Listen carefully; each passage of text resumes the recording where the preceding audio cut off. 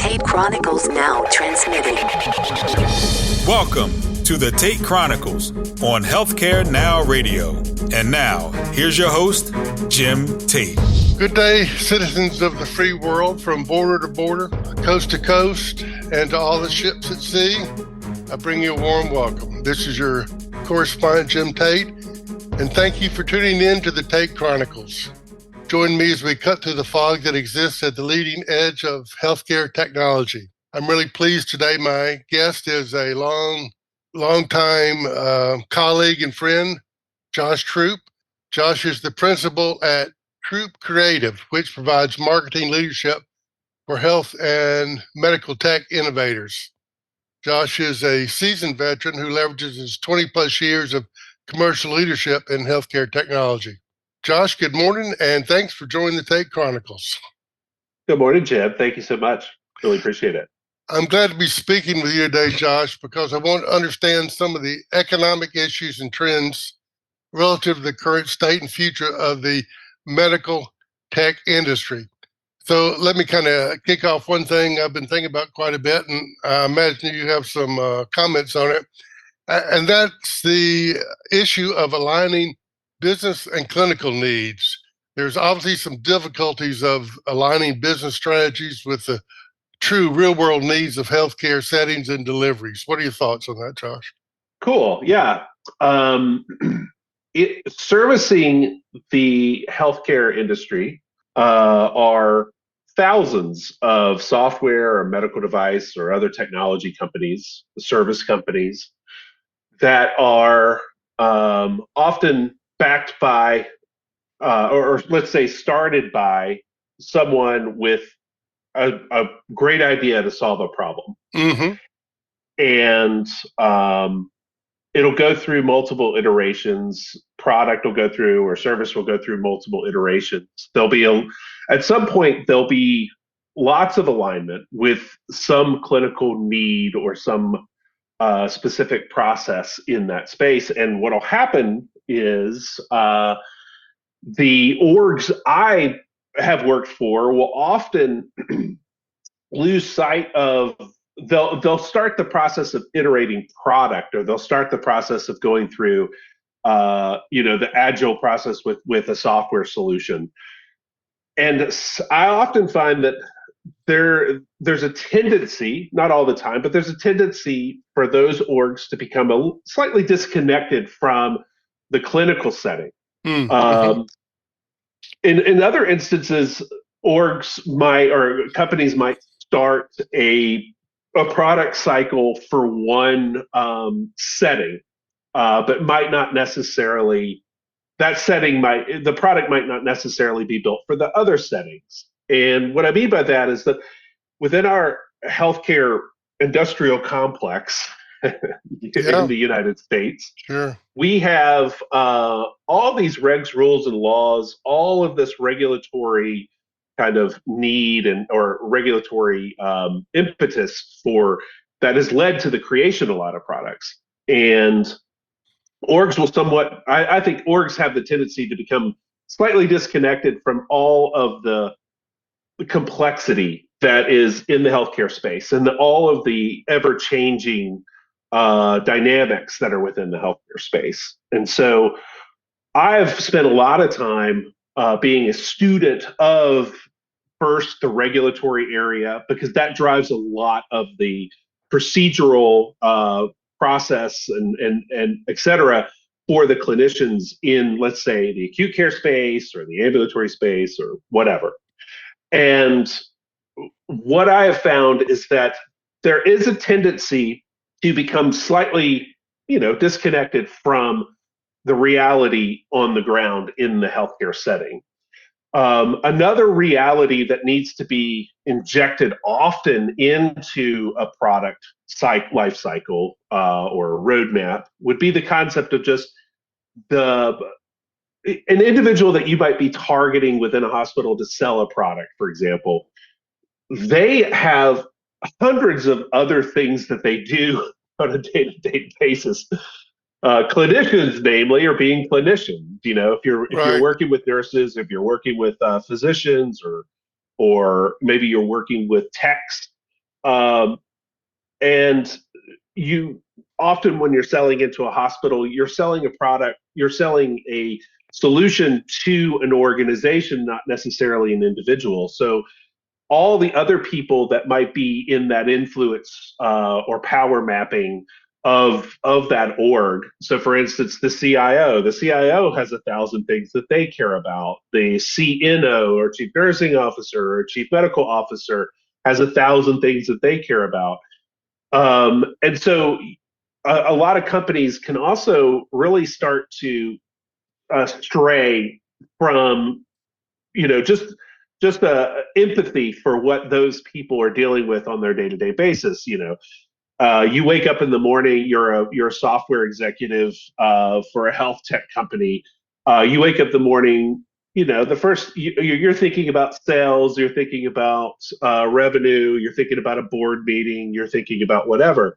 Who within the org is actually waking up thinking about problems that exist beyond your product scope in the healthcare setting. And so I've spent a lot of my career being that kind of empathetic voice of the customer for the clinicians in particular. And that has helped me bring more of a nuanced approach to how we commercialize products. But it also, in the commercial setting, there's also the implementation. There's also the product management piece. There's all these other areas. So I tend to try to impart upon the teams that I've worked with in the past and currently work with this sense of like, yes, we're developing a product that may solve a specific problem as it relates to, let's say clinical workflow or clinical communications.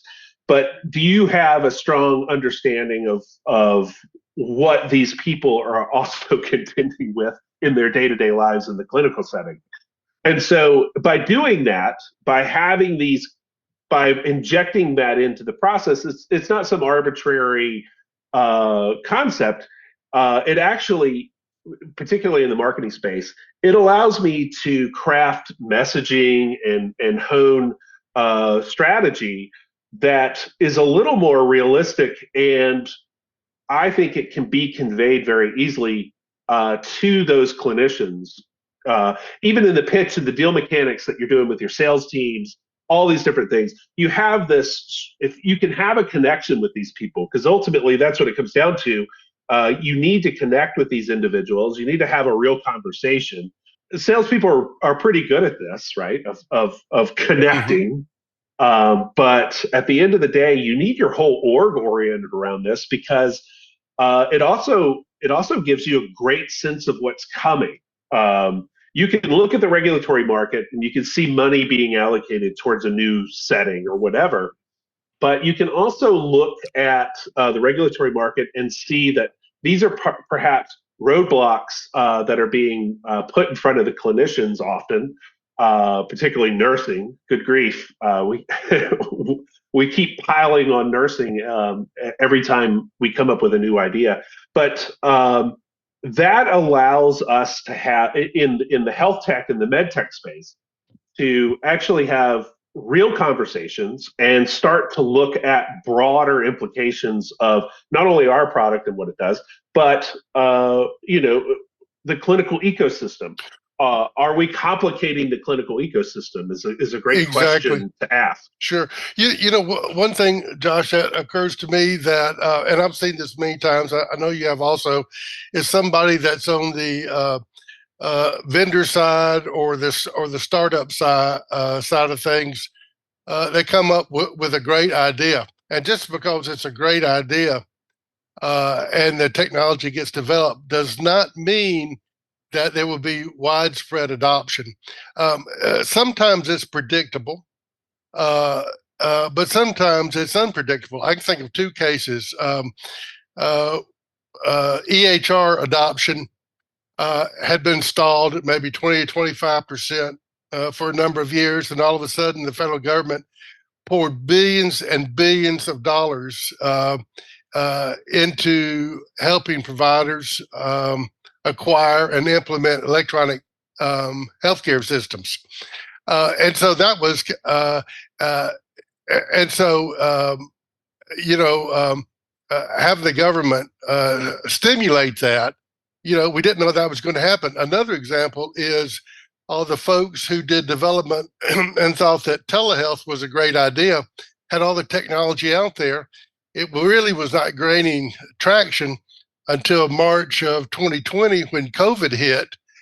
And then anybody who had that technology sitting on the shelf immediately had massive adoption. So there's a predictable nature, to adoption, but also this kind of a randomness, it seems like. So just a conversation, quick Sure. point on adoption that I've learned. I mean, adoption. So a lot of what has kind of led my career is this B2B approach, where business to business sales, a business kind of commercial operation. And so you tend to think at that business level, hey, and I know I just said this, but like the deal mechanics of selling to a hospital or to a large payer or whatever, Sure. you're bringing in all these individuals, you're kind of mapping who to contact and all these types of things, and that's all very important work. But you forget sometimes that adoption is literally is more of a consumer behavior, and with the emphasis on the word behavior. And so there's a lot in behavior science that can help people understand. I think a lot of companies do a really good job at UX design, for example, and making sure the product. But UX design, in some instances, is a very 2D way of looking at things. But they do a great job of developing maybe a user interface that is using principles of consumer behavior and psychological behavior to create a usable interface. The problem often, to kind of go back to something that I learned early on in when I was doing sales into the compliance space, working for a compliance software company and risk management company, was, just because a regulatory, let's say HIPAA, for example, HIPAA comes out and overnight, thousands of companies are formed to address this big question as to, what is the risk associated with HIPAA to my org and all these types of things. And this was prior to HIPAA even having teeth, right? Like it wasn't until later with ARA and some other things that HIPAA actually gained the teeth, like 8-10 years later. And so, hey, let's address this mystery of HIPAA, and we'll come in with kind of an interpretation of that, and we'll sell this application to the space, and do all this amazing work. And then it wasn't until years later when HIPAA actually had the actual ramifications for a breach or something, that the true companies existed. Yes. So there's this concept that just because you might have a great idea, and just because it might be able to make sense on paper, you still have to, when you're going and talking to an org, you still have to make sure that it fits within the ecosystems. For example, you walk around a booth or a trade show, and you see the word interoperability written everywhere, right? Interoperability is a great concept, and with certain things like FHIR, right now, that is becoming more of reality. But ultimately, you're dealing with the big EHRs are still fairly locked down in terms of getting to the data sets that you might need. So you're not only having to develop a product with this kind of broad concept of hey, this is going to solve a problem and this is a great idea. I work with an org called the Society of Physician Entrepreneurs, and these are entrepreneurs that are that are screaming out of the healthcare setting with these great ideas. And a product, it's great if it's nuanced, but unfortunately, nuanced products are often relegated to the settings that they're being developed for. Private equity may not necessarily want to fund an org that is so specifically oriented around one area. If you have a product that is specifically for a unit within a hospital, well, that inherently limits the viability of that product in terms of like getting that Series A Yes, kind of investment to sure. do some of the big development and hire the people that you need to do that. So the complexities, it's not just a great idea. It's the great idea as it washes across the shore of this massive and complex environment that we're selling into. The regulatory side is just one dynamic that we look at. There are broad dynamics related to the economy, where the economy is currently with there's so much M&A in the at least right now, still in the hospital setting. Yes. There's things like GPOs to contend with. So anytime anyone is looking at developing a product like this, there is a huge amount of, it's not, I don't look at this necessarily as strategy, but there's a strategy the strategy is really needs to be informed by these dynamics. And right now we're seeing a massive amount of layoffs within the health tech space across the board, that I think a lot of companies are losing that really important brain trust, that baseline empathy for what they're selling into. So a good idea is simply that. It's really the hard work and the viewpoint and the kind of the point of view that is within the org, and the people that they have often are often overlooked, unfortunately. Well, let me mention to our audience, if you're just joining us, I'm Jim Tate. On this episode of the Tate Chronicles, I'm speaking with Josh Troop of Troop Creative. One thing you've kind of touched on a little bit, Josh, is the regulatory challenges. Organizations in this domain, they really have to stay up to date, adapt to what we know is going to be changing regulations in healthcare really forever. Yes, not only forever, but dynamically every single day. I've worked for the past year with a clinical AI startup with a really interesting product, and all of hitting a lot of these areas in terms of efficacy and regulatory and everything, right? And headed by a very dynamic founder who is also kind of an original. Her name's Dr. Suchi Saria. She calls herself the OG in clinical AI, and it's true. She's amazing. But even just I had been working there for about 8 months at the time in the marketing role, and we had been working through a strategy. We had been working that commercial strategy and marketing strategy. We had all ducks in a row in so many different areas, and even knowing that it was coming down, it was still slightly surprising that the whole software as a medical device market became quote unquote regulated by the FDA, meaning that software as a medical device needed that 510K certification or from the FDA.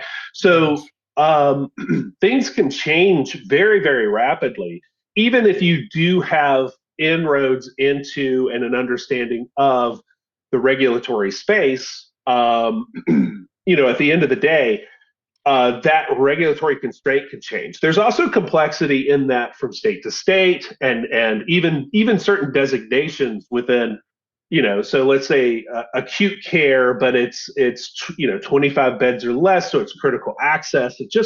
There are different regs, how the regs and rules and laws apply are slightly different. Sure. And in some instances, those orgs also you have to take a different and measured approach to them. Not only a pricing approach because they might be smaller orgs, but you have to look at these orgs in terms of how they are looked at by CMS or by the state, or how they get their funding or whatever. So there's that regulatory constraint is dynamic in so many different directions, and it really is what is the basis of of the healthcare industry. Sure. Yeah. So it's really interesting.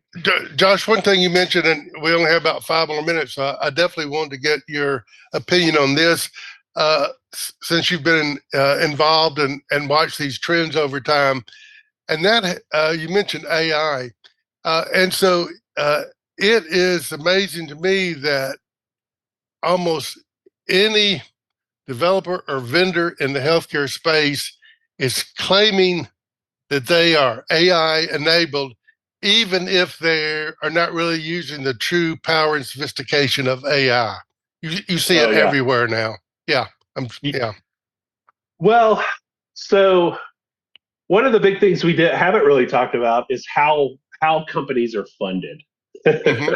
So right now, private equity, which funds most of these early stage startups and everything else, and mid stage companies, AI is definitely what is being funded now. So in some instances, that might be a play to the market. You often find in companies, like I found throughout my career, you have to toe two lines when you're trying to commercialize a product and make a company successful. You have to toe at the high level the board and the private equity firms who may not have the highest degree of understanding of the product in the market, and you have to kind of meet that double-digit growth annually and all these different things. And then there is a service to the actual market and the problem you're trying to solve. Good executives can balance that. And so that's often what you see. So beyond the concept that perhaps some of that is a play to get funding or to be relevant in the space. Right now, the AI, there's different types of AI. Of course, there's generative AI. I happen to work in the clinical AI space. I will say this: having been exposed to the true power of really good AI, yes, you learn a couple of very interesting salient points moving forward. AI is amazing. It is truly, and all it is just an iteration of the technologies we've already had. We've seen big data kind of blend into what we're looking at right now, and the ability to take data sets from the EHR, for example, and find relevant, and because there's no way cognitively for a human to use that data. We also have to recognize that AI has already been deployed in the healthcare space for 10 years or longer. Most notably in its spam filtering, but all the way through, you see it on the fintech side, and you see it within the, how they manage population health and all sorts of things. But I think the big buzz today around clinical AI and some of this is that it's the promise of augmentation, of clinical augmentation, or we see it in the radiological space. absolutely. It's just so great. The technology is great. Some interesting things that I've learned over the course of the last year, though, is that the data sets that often are employed by these AI systems are, in a lot of ways, they are informed by studies that do have inherent biases. There are a lot of people who are talking about bias as being a big problem, and it is. It truly is, because it is what's informing your data. But a lot of AI can learn. These models can be used to learn and do some really interesting things. So I think it's how that AI system is built. It's how those models are those models dynamic and can continue to learn, or are they fixed? Are they monolithic? Does it ingest structured and unstructured data? So there's all sorts of amazing things in the AI space, and I think that AI is here to stay. The second thing, though, is that depending on the deployment and what you're trying to sell, there's still a lot of reticency within the healthcare space, within acute care, to buy these things. They are still being, I mentioned the HIPAA rush. So many people are saying that they're AI and doing AI, at one part of their org or one part of their product, that a lot of hospitals have learned over the years that not to adopt immediately, to be very careful and measured about what they're doing, and not make the same decisions that they made when Stark happened, when HIPAA happened, when the EHR thing happened, etc. So, sure. Well, that note of caution is important. There's that old saying: those who are committed to the leading edge of technology will usually be sacrificed upon it. I can't believe it, Josh, but we're almost out of time. We're going to have you back again. But before we say goodbye to everybody, how can our listeners find out more about your services or contact information? Where should they go? Sure. So easy enough. It's Josh Troop, TROOP, like a Girl Scout troop. Mm-hmm. And the website is troop-creative.com. Okay. Troop-creative.com. Yes, sir. Well, right. Well, to our audience, thanks for joining me today on this episode of the Tate Chronicles. I offer a special salute to my guest, Josh Troop of Troop Creative. Josh, thanks for coming aboard today. Thanks, Jim. And I love catching up with you anytime we can. Yep, I enjoyed it. You can find more information on this show's program page at healthcarenowradio.com. That's healthcarenowradio.com. Until we meet again, here's wishing you smooth sailing and safe harbors. Tate Chronicles transmission ending now.